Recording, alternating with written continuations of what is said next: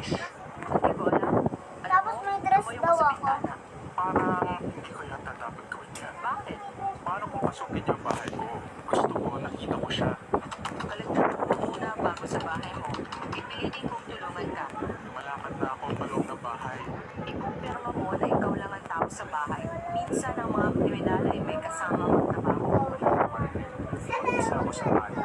Ayoko pala siya. Kaya ang naisip ko, yung mali sa kanya. Tingnan ko siya ulit para masabi kung ano talaga. Ang squad car ay may 5 minuto na lang ang layo. Titignan ko pirata ko ulit. Magiging ligtas ka ba?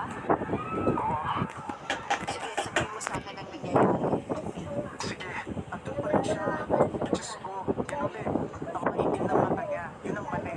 Hindi niya. Kailangan niya tumigil. Hindi siya gumagalaw. Yung mata lang niya parang sinusundan ako. Sabi mo may mali sa mata niya?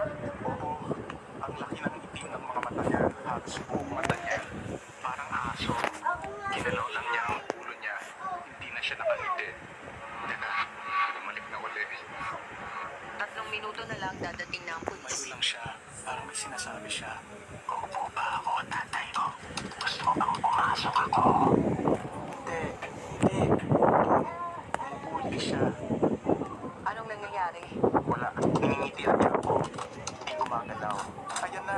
Parang may tumutunog sa loob ng bahay. Pumunta ka sa banyo, ilak mo ang sarili mo sa loob.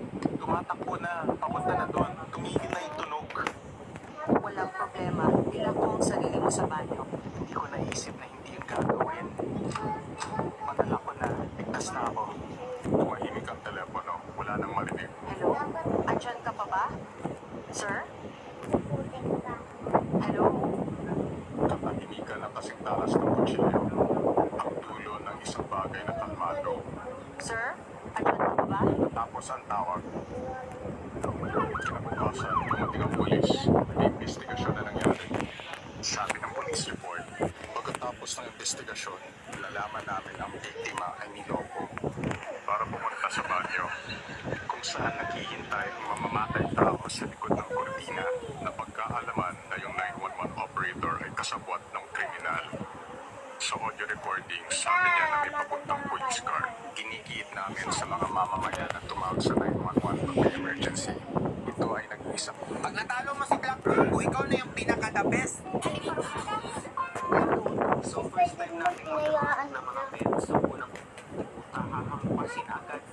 Liputang dagain. May galit ako sa daga talaga guys kasi nag-alaga ko dati ng mga manok. Tapos itong